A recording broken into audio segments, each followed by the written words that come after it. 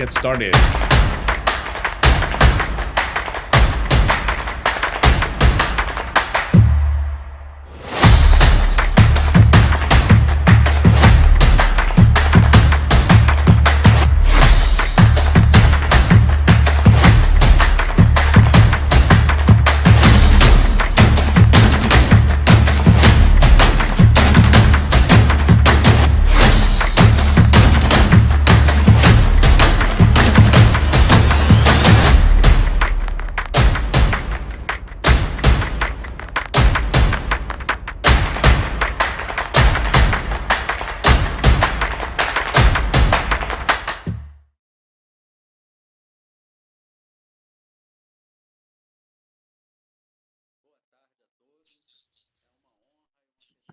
Good afternoon. It's an honor and a pleasure to be here with you for yet another FIS event in 2021.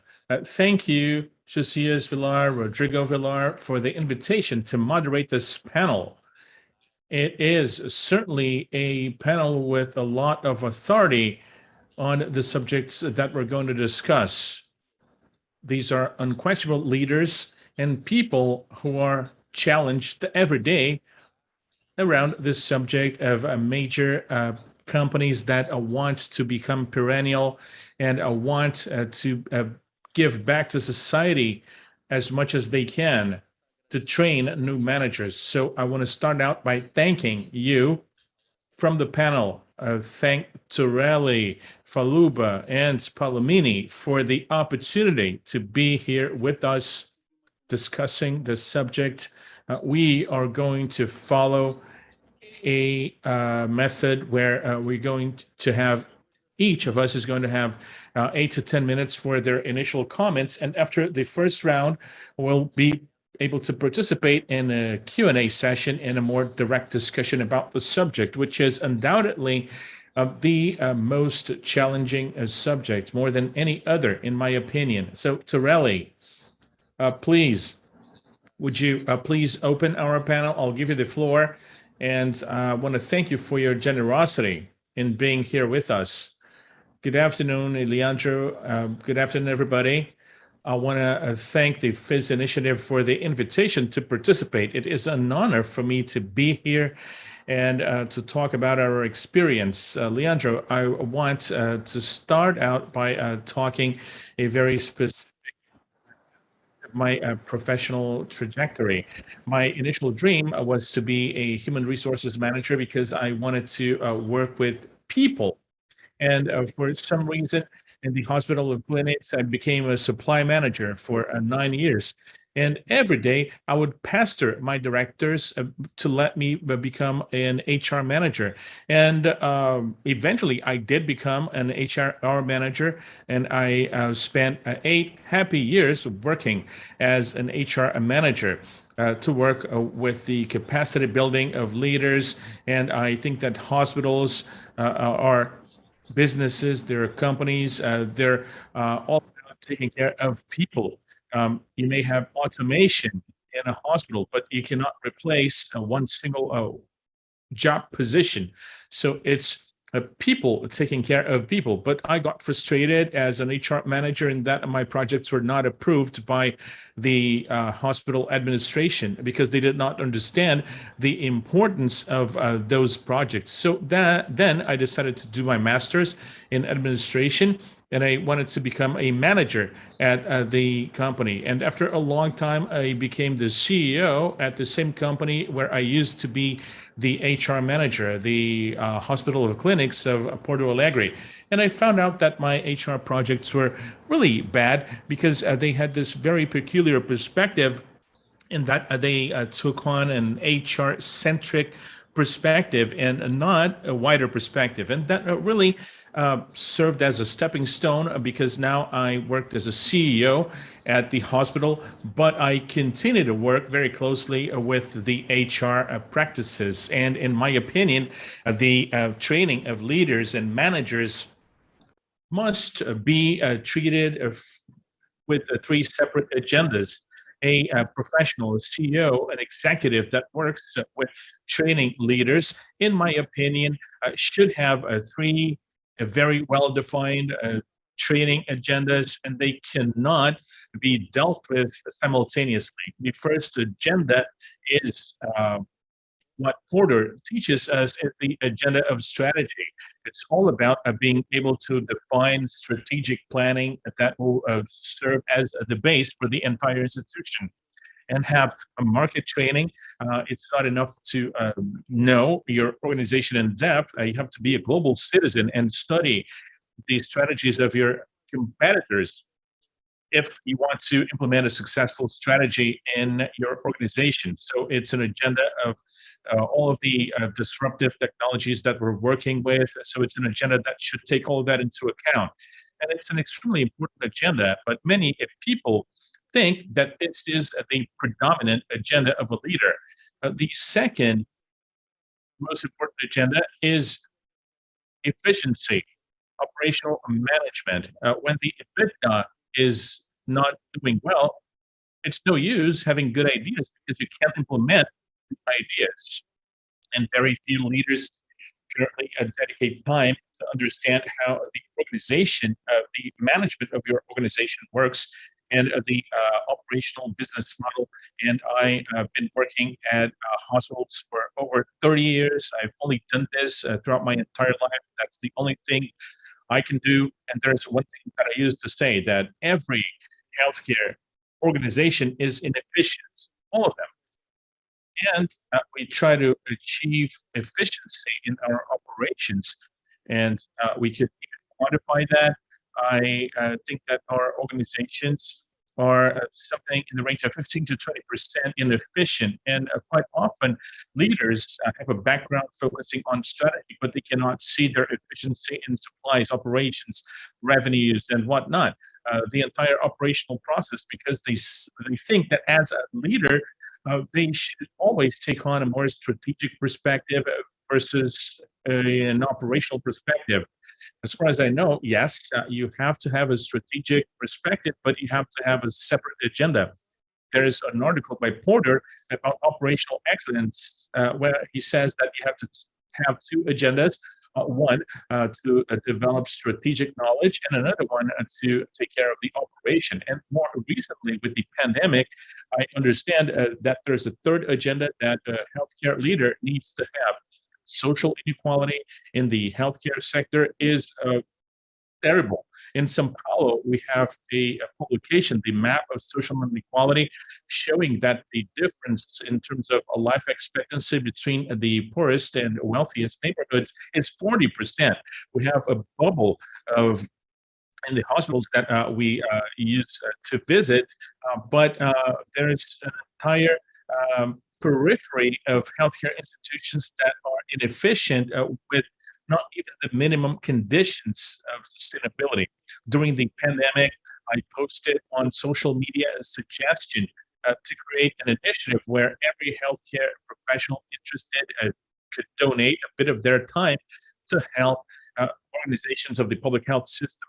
Now, we are currently 600 professionals, and we have our name is Healthcare Volunteers, and we provide services to 8 hospitals in the public health system, from strategic planning and everything. And you have no idea how much the knowledge of the professionals that are currently in our organizations can contribute to decrease the gap and democratize knowledge and the quality of the unified health system.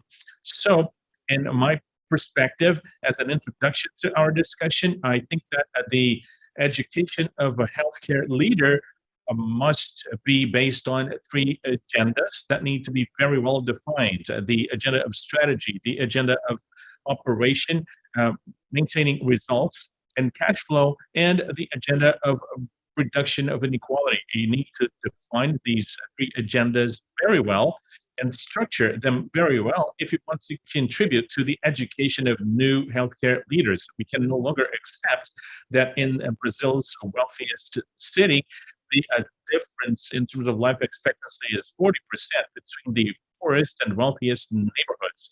And we have a direct contribution to that. And we also have a fantastic power to contribute. You have no idea of what happens in most Brazilian hospitals, the level of difficulty to have access to competent professionals, and how we can change that if we dedicate only 5 hours per week from our agenda to try to help democratize efficiency in the healthcare scenario. These are my first comments. Thank you. Thank you, Dr. Elio. Thank you for sharing your knowledge, and thank you for sharing this beautiful example of a project. Um, we need to be constantly developing people. That should be our commitment if we want to see progress in our industry. Of course, uh, social development has to include developing the healthcare sector and educating professionals, and that should be at the top of our agendas. I'll give the floor to Julio Bernie. Julio, please have the floor for your initial comments. Please share your experience and knowledge with us. Thank you for being with us.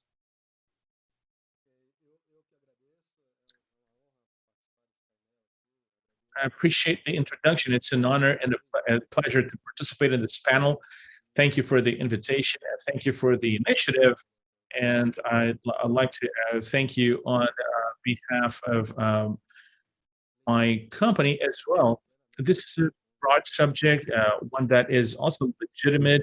I fully agree with the formal aspects mentioned by Dr. Elio. In opening this discussion, we need this level of knowledge, we need this level of management, or this level of training for our managers with these uh, more formal management tools. And we also need to take into account when it comes to the healthcare system, and this is a constant discussion for us at Abbott. Abbott is a company that's been in the market for 130 years.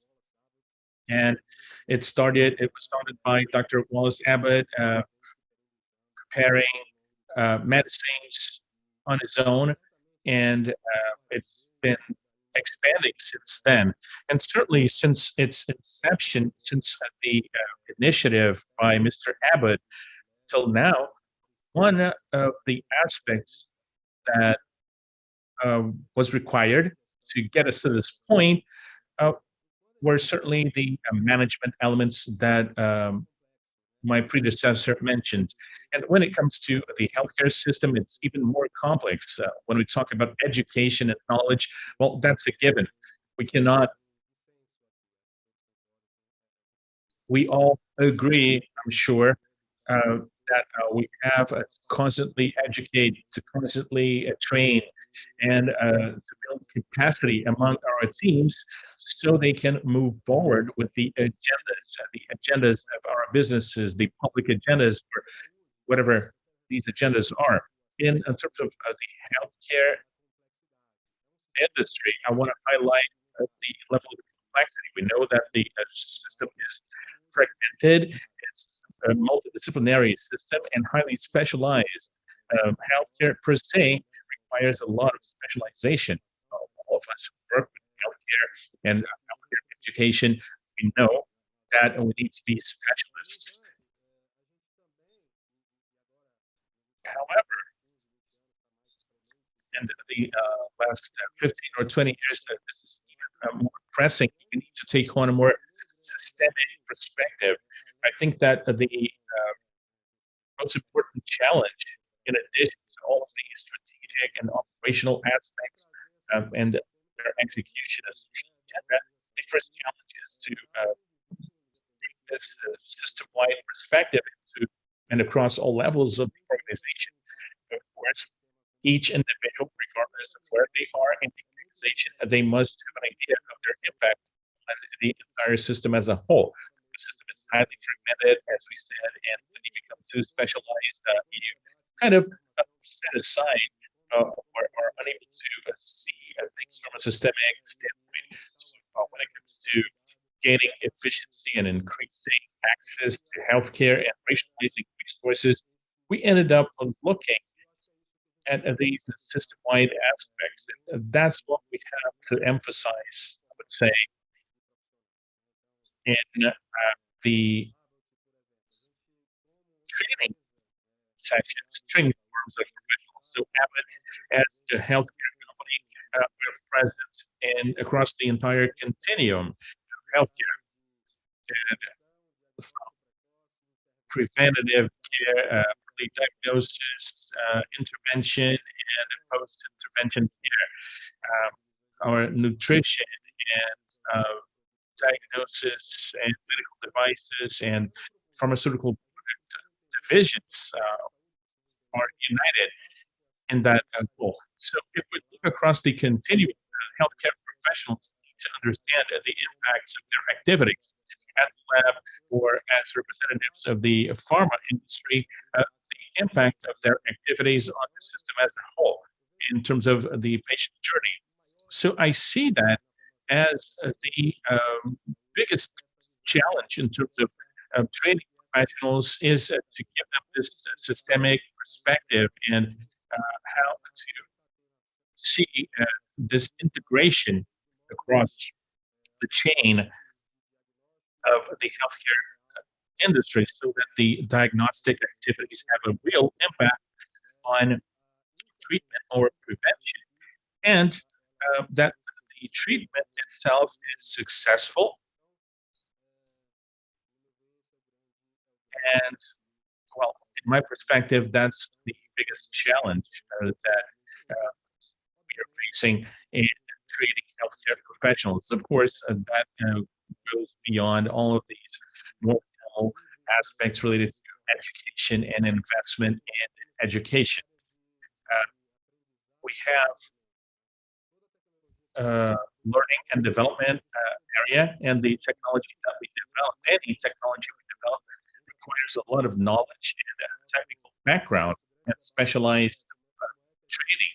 Our biggest discussion now is how to across the system and the healthcare continuum and start generating real impact towards a greater efficiency and rationalizing costs. And we know that this has had a huge impact on every system, regardless of whether it is a developed country or emerging country. Everyone's suffering with the scarcity of resources.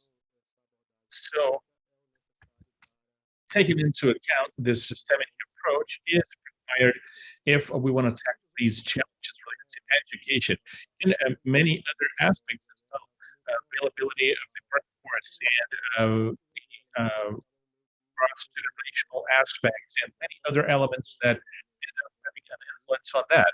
But if we talk simply about health and the challenge administration, I think this is what really resonates with us, Abbott. Thank you, Julio. The system-wide perspective, and this perspective of integrated healthcare as the means of really developing the healthcare sector according to its needs, and be able to discuss this subject in greater depth. As a multinational company, you also have your own challenges, and it's important that you share them with us. So thanks for that. Thank you for your initial comments.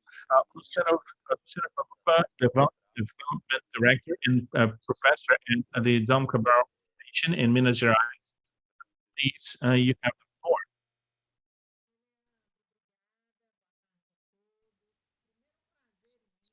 Hi, Leandro. Good afternoon. It's a huge pleasure to be with you.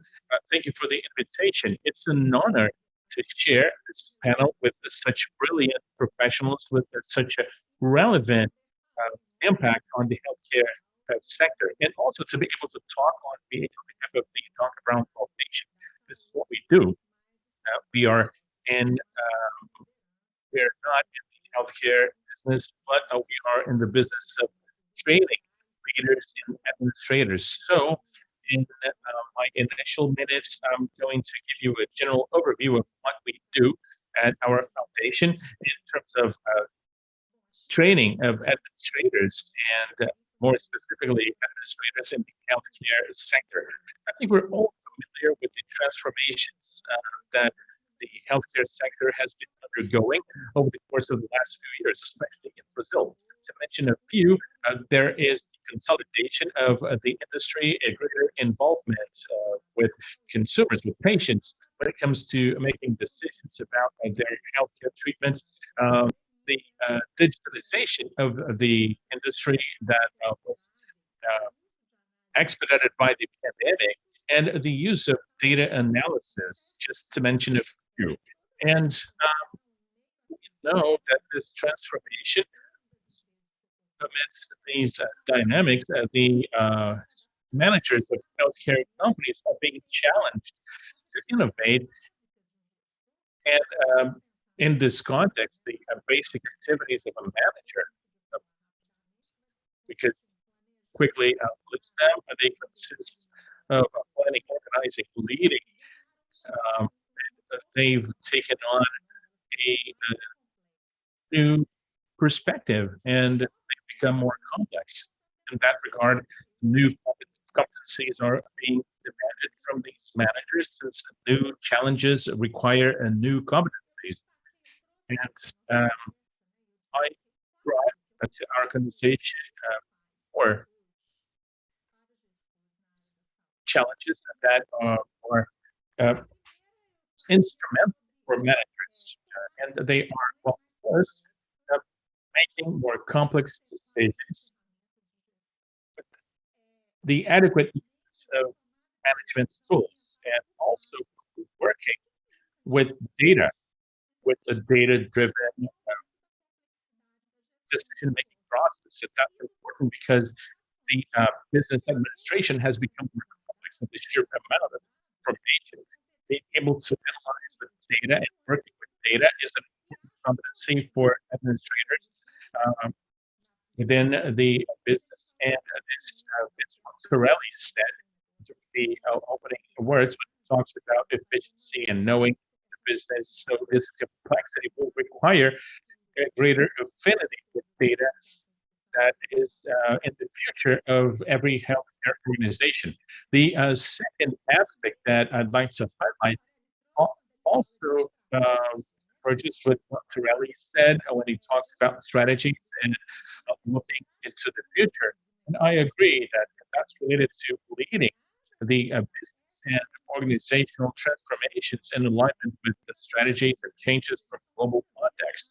The business environments are increasingly more connected as a natural consequence of globalization.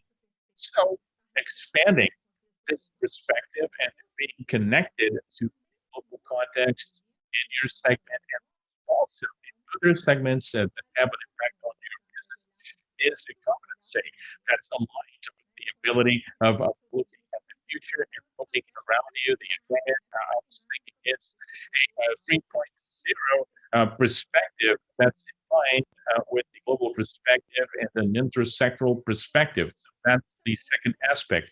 The third aspect, Torelly, it seems that we seems like we were thought about them together, is to expand perspective about the needs of stakeholders, integrating the welfare of the organizations and societies in the decision-making process. So the perspective of what a healthcare organization can give back to society, but not as something specific on and off, but rather as something institutionalized. That for that to happen, that needs to come from leaders, from managers. They need to have that in themselves. They need to be committed with the social impact, and that's related to social inequality, as mentioned by Torelly in the beginning.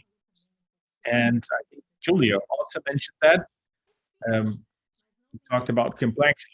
And last but not least, um, this manager to be able to, well, be up to par, they have to expand their self-knowledge to evolve in their personal purposes and also as a leader. So they're able to inspire and engage people around their projects. That's extremely important, and it's becoming more and more challenging for leaders. So, in conclusion, to summarize these four elements, I can say that data-driven decision making that is related to the complexity that Julio mentioned in his speech. That's the perspective of a results-oriented manager. The 3.0 strategic perspective is all about the visionary and managers, including the perspectives of stakeholders and society, is all about having managers with a purpose and increasing self-knowledge to inspire and engage people is all about having inspiring leaders. So these four competencies, business-driven, visionary, with a purpose, and inspiring are the four competencies that I would highlight for administrators. And that's it. Thank you. Thank you. Only a professor could help us organize our ideas. Thank you. It helped us put our ideas in a more organized fashion. We can then discuss hard and soft skills. So that's a combination between both hard skills, you're based on hard skills, but what can make a difference is a related soft skill related to that hard skill, which is basic knowledge of any given discipline. Yes, that was just great. Thank you. Rafael Palombini, CEO of GE Healthcare Latam. You have the floor now.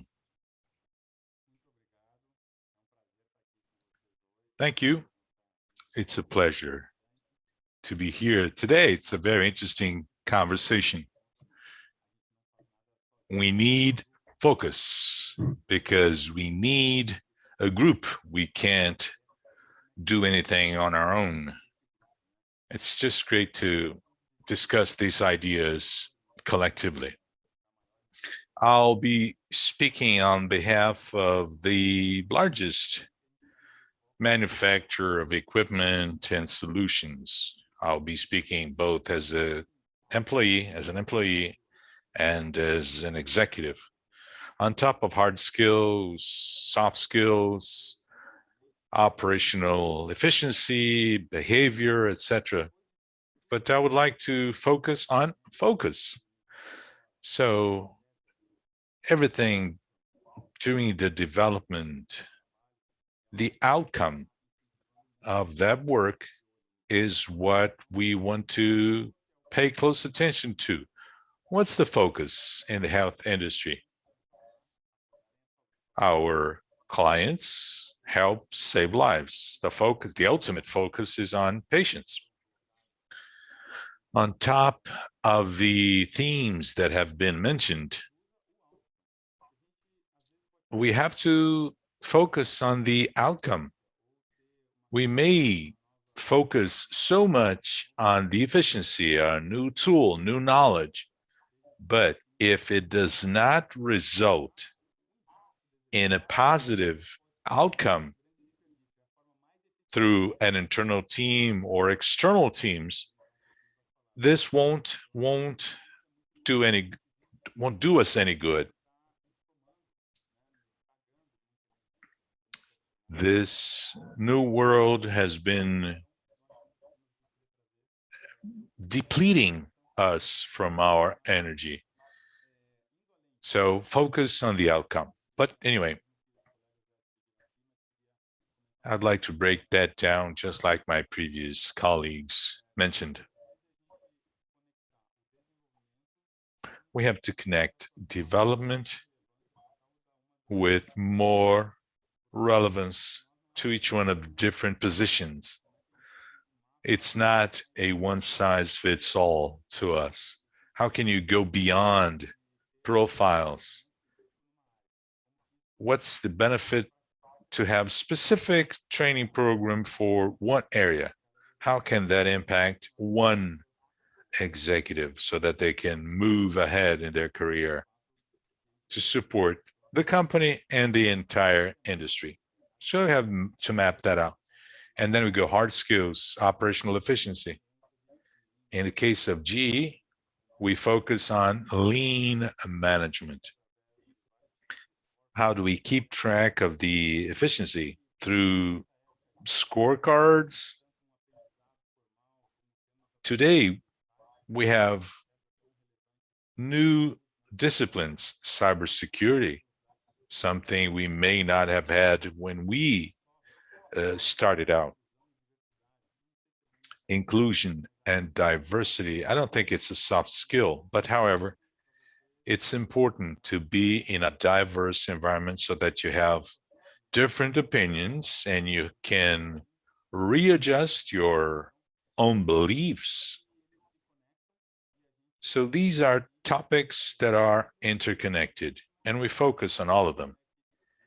Experience, feedback, you bring in examples, constructive conversations to train our managers so that they can in turn train other managers. We can evolve collectively, not individually. Of course, we have to understand the entire chain from end to end. How can you gain efficiencies? And how can you support that horizontal connection?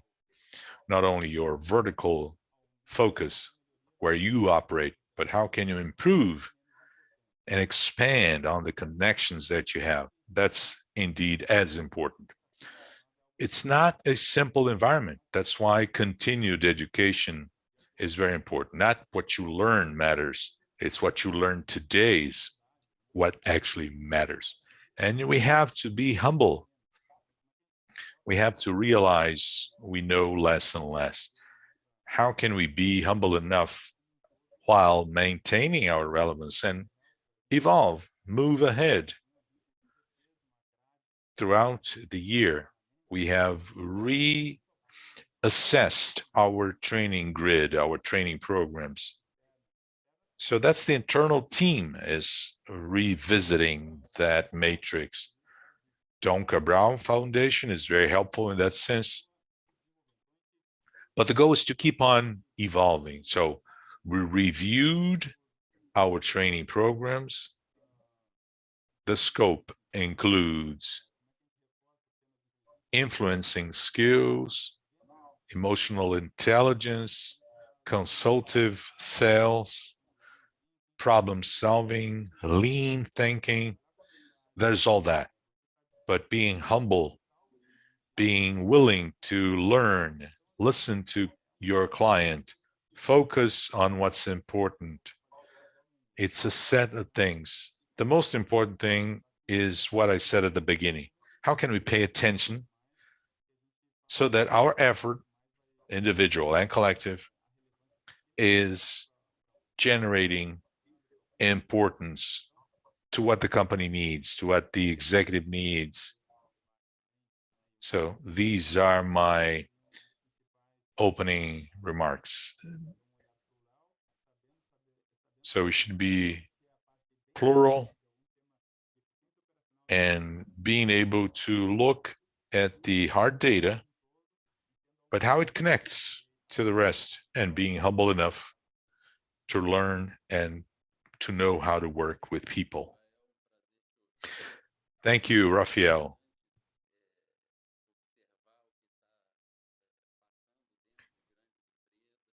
I think we should pay attention to what's going on inside large corporations like yours. All right, moving on.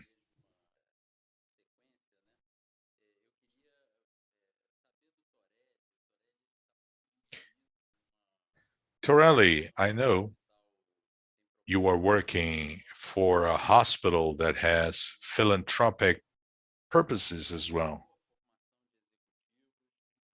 And you have been training executives to provide that support to the public sector. My question to you, Torelly, do you see a difference between the way executives are trained, both in the public and private sectors, both including hard and soft skills? What's your take on your experience. I worked at Moinhos de Vento Hospital.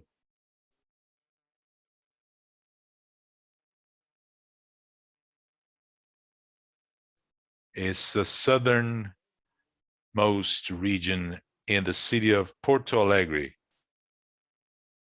So you had a hospital in the richest neighborhood, and we had a similar hospital in the poorest neighborhood. And I worked at Syrio-Libanese Hospital. Syrio-Libanese manages 3 hospitals through a social entity. And I worked with these professionals and said, I always talked about how much we could help them. We could help the public. The monthly budget of hospitals such as Syrio-Libanese accounted for 34 hours of Syrio-Libanese budget. And then I asked them, who should help who? Public administration deals with with few resources. They are under a lot of restrictions. I found important and very skilled leaders in both hospitals. The difference is not between private and public, and the difference is wanting to do or be willing to do the right thing. We are privileged, those of us here. We work for well-structured organizations. They are benchmarks. And we feel obliged to give back. Whenever I talk about giving back, I was born in 1964. Life expectation back then was 56 years old. I was born in 64 in Brazil. I would have lived 56. I'm 57. This would be my last conference if Brazil hadn't gone through a major social transformation, a sanitary transformation. From 1970 to 2005, our population doubled. This is the merit of the public system, of hospitals, entrepreneurs that invested in health. So today, we see a major transformation. We only talk about health, we talk about major investments. And we have to come up with a way to democratize competence and management skills. This is a key purpose because public system professionals are motivated. They have a fantastic purpose, but they lack the knowledge. They don't have methodology and support. And our organizations, our professionals, the team of voluntary, Rede, Syrio, Einstein, HCor, Moinhos de Vento, they're working for free. And you have no idea how much that helps. I don't see any difference between the public and private sector managers. The only difference is the level of opportunity, the resource that you have available, the knowledge of competent people in both public and private sectors. The public manager has this characteristic. They have to be more efficient than those in the private sector. When I came to São Paulo 6 years ago, the price of drugs and materials in São Paulo were at least 30% above those in Porto Alegre. In Porto Alegre, we have fewer resources and you have to be more efficient, period. So efficiency, competence have to do with the opportunities you have available and the need that you have to bring in results. Thank you, Torelly. Over to you now, Julio.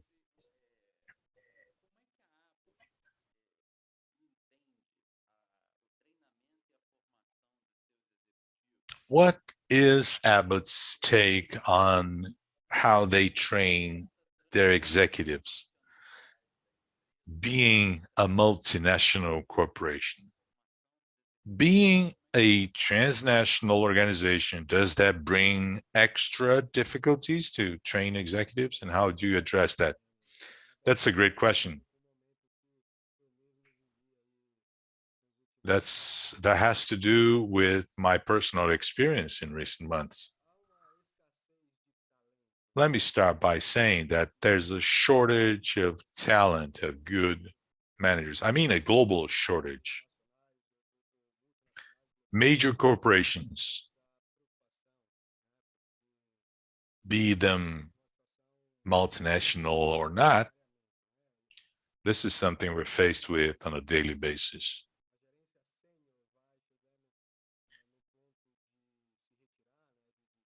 As senior managers retire,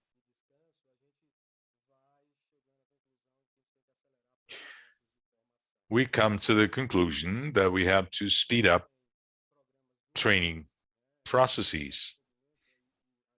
We do have global programs. We adjust these programs according to the seniority levels within the organization. But from a certain point on, we make sure that these executives go through these global processes. And why is that? We've all talked about the need of having to expand the point of view, trying to understand the complexity of these systems.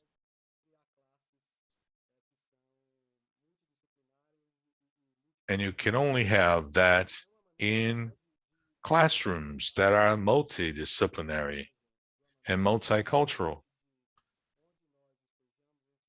So regardless of where we are, the message has to be very well aligned. Our purpose is to have people living their lives to the fullest. And then we come up with a series of initiatives. And we must convey that message everywhere we operate. We operate in 160 countries. We are over 100,000 employees.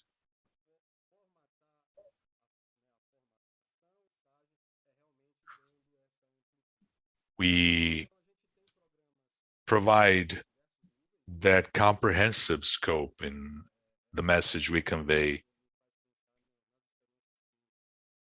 That question reminded me of my personal experience.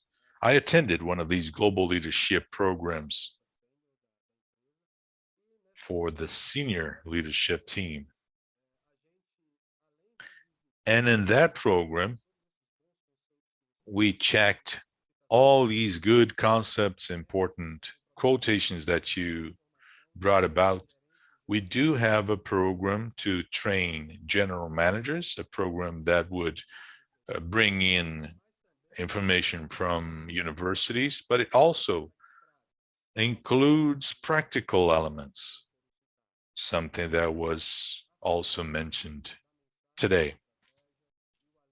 And that message, that strategy, aligning mission and vision and the actions we want to implement, everything is combined regardless of the location where we operate. So it's a blend between a more theoretical and practical approaches, trying to focus on the implementation of our strategies. This is a program that allows for that kind of connection. This year, the program was virtual. I had sessions at 8 p.m. My colleagues in China attended the meeting 9 a.m. So we had to be very dynamic despite that virtual environment. But nonetheless, we managed to exchange ideas as to how the market operates in China, France, and Brazil. So that multicultural approach is very important to all of us. As executives reach that seniority level, they are exposed to that type of experience. Of course, you had to take the local approach too, taking into account the local characteristics of that market you operate. In a nutshell, that's the process we want to be as multidisciplinary, as multicultural as we possibly can, so that it can be transformed into our tactics and actions. Thank you very much, Julio. Over to you now, Luciana. In this dynamic world we're living and the challenges we're presented with, it would impact an educational institution such as the Dom Cabral Foundation. How have you changed your syllabus? We used to take extension programs, MBAs. What has changed? How much have you gone into organizations? So how much has your syllabus changed at Dom Cabral Foundation, please? Sure, that is a great question, because the healthcare industry is undergoing transformations. If that's the case with us, the education industry has been totally uprooted by the pandemic. So we had the opportunity to review several paradigms and concepts that we had as the business school, and that was a very interesting process. I'll start by talking about the education format.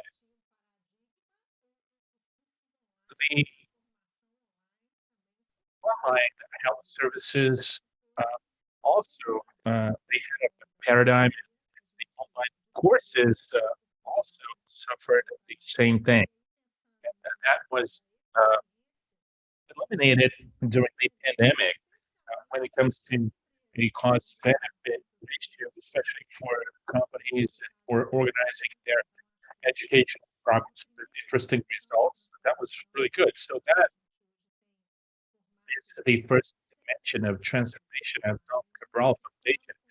We have 100% online courses. We have 100% in-person courses, as well as hybrid methodologies, which opened up the doors to us. And like I said about the education of healthcare professionals, that requires new competencies, a new repertoire, and for the professor themselves, that brings about interesting difficulties when it comes to the transformation of content. Dom Cabral has been working on sustainability for over 10 years, and in terms of the social impact and the legacy. We believe our mission is to transform society through managers and organizations, because organizations have an important role in society, not only in the healthcare sector, but also in others. So this repertoire is actually has been absorbed by a business school, because we're sowing the seeds that the market is currently embracing really well. But in the beginning, people would push back on these initiatives. And we are also proud of developing this awareness about sustainability and social impact, and more specifically, the perspective of individuals, the awareness of legacy, what legacy do I leave the world and society with? And the third aspect, you mentioned, um, okay, this has moved from the educational institutions and has migrated to companies. Yes, and now we're seeing that more and more individuals have to take responsibility for their own education and development. So that's also one thing that we've been monitoring. And initially at schools, the organizations took on that role, and individuals are more and more becoming the protagonists of their development, and that's an interesting aspect. And one last aspect that I want to highlight, one that is pretty aligned with what Rafael said. He used the expression, it's hard to work with the one size fits all uh, methodology. That's one thing that we also see in training, high management. We've been working more and more with capacity building and personalized development, not for group development or team development, but rather to understand the backgrounds of individuals and their goals with broad diagnostic tools. And based on that, we define a specific development plan for that individual. And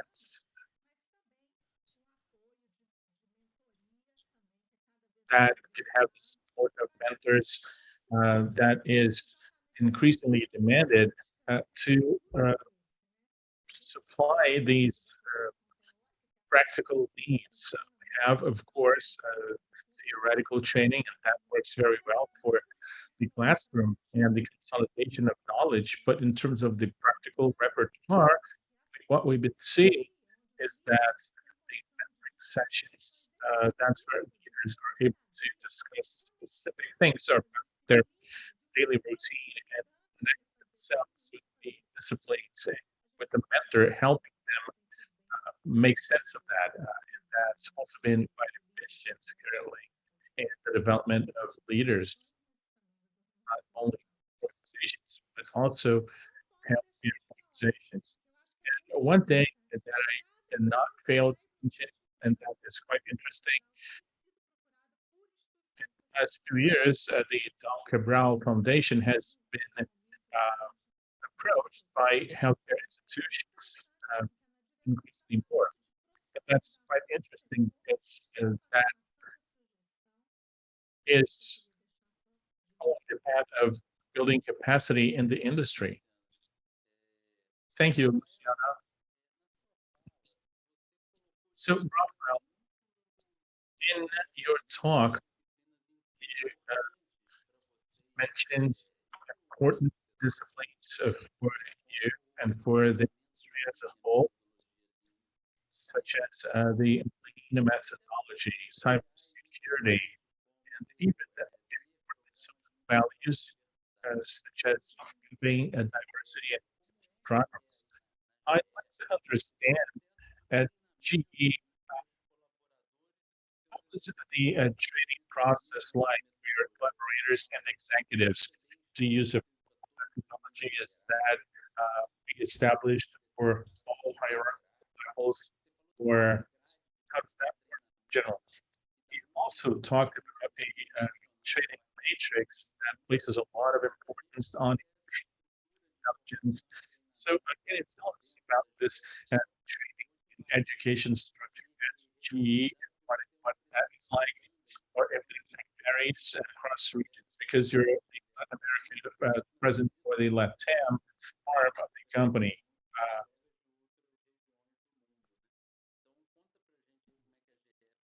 So can you tell us how GE defines that?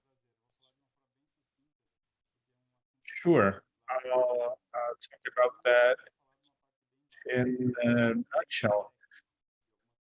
We have technical training of several positions. So an easy example is a field engineer with a series of technical trainings to be able to operate a machine. We also have training, as Victor said, of executives, where we have specific leadership programs that can be global, or they could be an assignment of a different sector, or you could have a specific project, and so on and so forth. And we also have that training for our customers in terms of how to use the machines, and training for most of the population that are probably not able to engineer or an executive. But yes, we do have a matrix, and we work with different ways of providing training. We have external resources. We have the trainer program, where some employees will volunteer to train others. And we have this matrix that evolves, as I was telling you. So this grid that we have at the tab was the result of customization, something that we identified that was important for our team, with guidelines of things that we should continue to apply.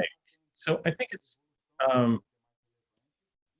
recommend that managers are aware of what's relevant, and also aware of his or her team's feedback.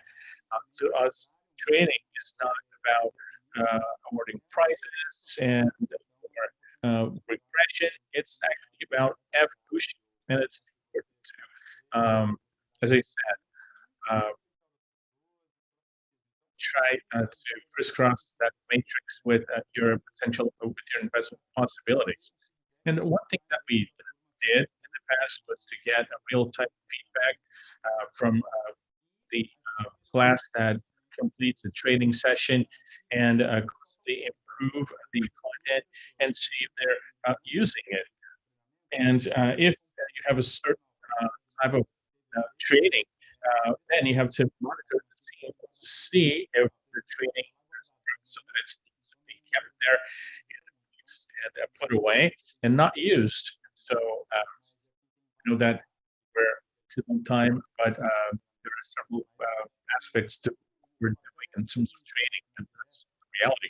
But I think that what's good at GE that we have is that we have a mixture of autonomy and also these possibilities, as Julia was saying, of maybe connections with colleagues globally and local projects. That's really nice. And also being close to partners. Of course, the foundation is a reference. They've been here to work with our team, and we have to keep our eyes and ears open. But yeah, that's it in a nutshell. Thank you, Rafael. We have lots of questions that I'll send to the panel, but we won't have time for them. We're reaching 60 minutes of conversation. We only have 10 more minutes, so I'll just do another last round, and I'll ask you to please wrap up in 2.5 minutes and say goodbye, so that we finish our session after 70 minutes sharp. So I'll give the floor to Torelly.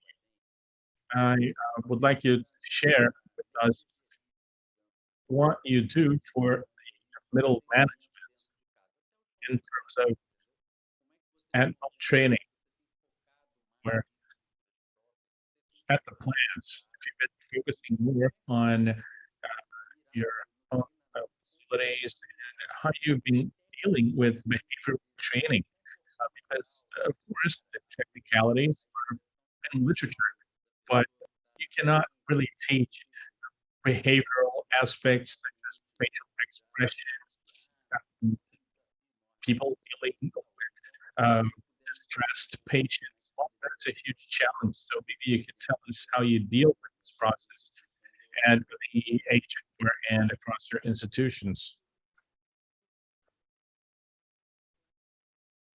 Well, with the pandemic, your question became even more complex, because every healthcare professional is emotionally and physically tired as a result of everything that we been through during this period. The hospital has its internal university and partnership with many other organizations. So the collaborators have their own mandatory trainings, and in the compensation from all the collaborators of the company, there is a deflator. There is a no award, but if you don't complete your mandatory trainings, there is a deflator that's applied to your compensation, and that's very clear in our policy. And we initiated a training that we call the HCor way of serving, looking people in the eye and providing more humanized service. That's very important because people that come to a hospital, of course, they come in a different emotional state. No one goes to a hospital if they're totally normal in terms of health conditions. But there is a program that is very good. I've been sitting with groups of professionals at the hospital, and I tell them that, well, you've been nominated the CEO of our company. If you were the CEO, what would you do to improve customer service? To give you an idea, the nurses at the emergency room prepared a presentation with 10 pages worth of actions they would undertake if they were in my position to improve patient care. And this process taught us that COVID taught us that the traditional model of hierarchy is not useful any longer, because to face this battle, this war, we had to forget hierarchy and face our daily challenges. So this process of constant learning and of putting yourself in the position of a leader and having to make decisions, and leaders must be humble enough to recognize that, and the nurses gave us a real lesson to improve patient care. So you should be humble enough and resilient. I used to say that my professional project is to become useless. When every professional in my institution is trained, and with only people of the highest level of performance exists, I won't have anything else left to do.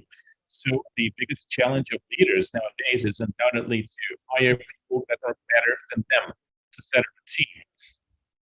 And I want to say goodbye and thank you for the opportunity. I want to thank our friends for sharing their knowledge and reiterate that we're privileged for working at the institutions where we work. And this privilege requires that we give back to society. Thank you. Thank you, Dr. Julio. Thank you for your generosity in sharing your knowledge. Julio, I said that Abbott, it's really frequent in the pharma industry and in the healthcare materials. There's a support. I mean, the support that is given to the sector is a way of training the industry itself to use the raw materials that they use with wisdom. So I want you to share how Abbott sees that and what Abbott has been using that, or if they haven't been using that at all.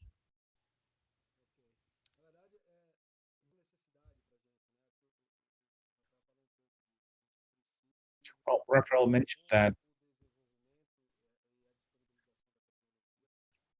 with the development of technology, we have to train and have specialized leaders at the company and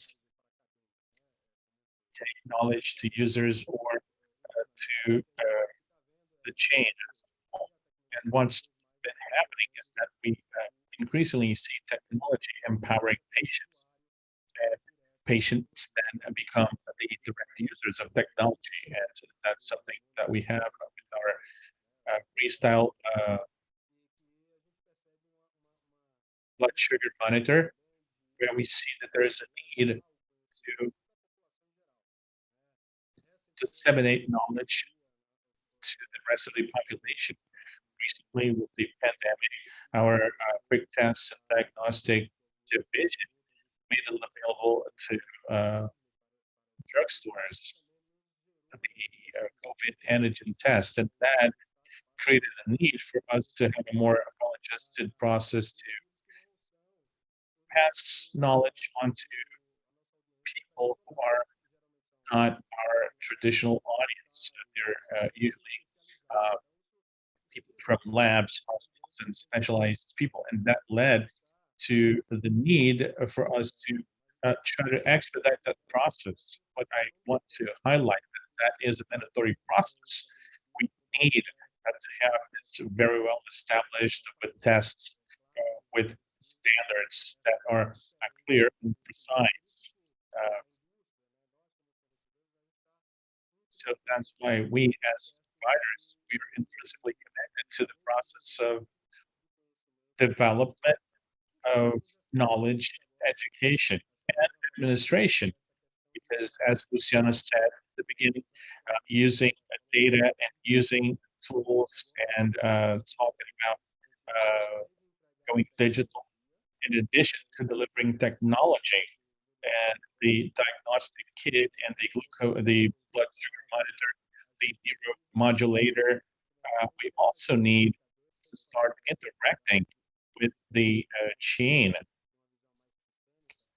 we need to have a more holistic conversation so that together we generate insights and information and the necessary knowledge if we want to cause a system-wide impact. And that's something that we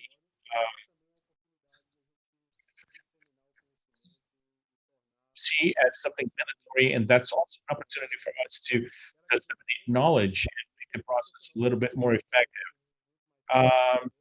This session really went by really quickly. I spent much more time talking to you. This is a panel with usually diverse background. So thank you. I'd like to thank the FIS Foundation for the invitation and hope to see you soon. Thank you for your participation. So, Luciana, please tell us, you said that the healthcare institutions are trying to train people more and more. Which specific demands do these institutions have, in your opinion? Over to you. Well, that's a wonderful question.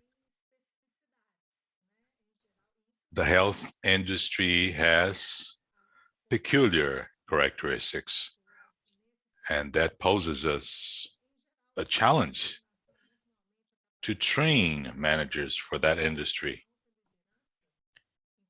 Our focus has been on senior management. So we have that perspective of strategic vision, the legacy aspect. This is something that we pay close attention to. At the same time, we take into account efficiency, managing the tools to make these management processes professional. We're out of time, but I'm going to give you a very brief answer. And I would like to once again say that it was a pleasure for me to share this panel with such distinguished executives. It's always a pleasure to see you, Leandro. My pleasure, my dear friend. I always like to leave organizers very uncomfortable. I want to see them going nuts. Don't hurry. Palombini. GE is a source of inspiration. GE brought about management practices, and its company recognized the world over for its management excellence. Let's imagine a young executive being trained by you What if he or she were to sit on your chair? What would you say? That's a tough question. I love the fact that there are young people that want to move ahead in the corporate ladder. They go straight to the point. They're not arrogant at all. The first thing I'd say, well, that's wonderful that you're coming to ask that question to me, because you show that you're interested. You not always get what you want, but taking the first step is very important. Well, there's a complete process in place. You have to take one step at a time.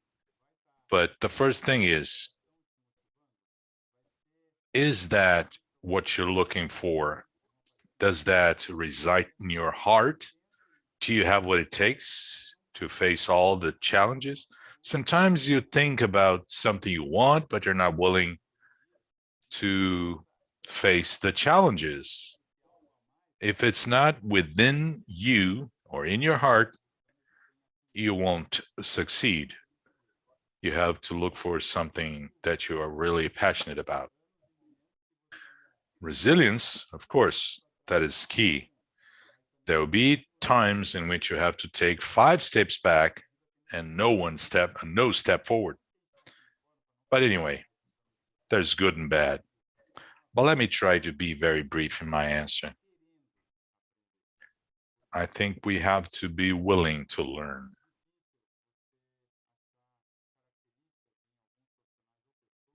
You can find professionals that are arrogant. They want to talk more. They're not willing to listen. They're not receiving feedback with open arms. You're being just superficial. And you see brilliant people, technically speaking, but they cannot move ahead. You have to know how to work in teams. You have to know when to speak your mind. You have to be humble enough, because being humble, it has to do with being secure, not the opposite. There's that philosophical aspect, but moving away from it, but thinking about learning. You have to learn at all times. You make a mistake. We make mistakes every day. Rest assured that we'll make a mistake. Think about the mistakes you made on that day, and how can you ask for help? What is the example you're going to be based on next time you try to do that? So the willingness to learn and being vulnerable enough. So if you work with your heart and mind, if you're resilient, if you have that stamina to grow through walls whenever it's necessary because you really want it, and if you are humble enough to listen to advice and make that distinction, what is good for you, and maybe that's an opinion that you still don't understand. So this would be a very good starting point. Thank you, Rafael. You all contributed brilliantly. I would like to invite all the attendees to keep on attending. And I would recommend a book written by a psychoanalyst called George Forbes. Do you want what you desire? Try to identify your real needs and your professional objectives. Thank you so much. Thank you. Bye-bye.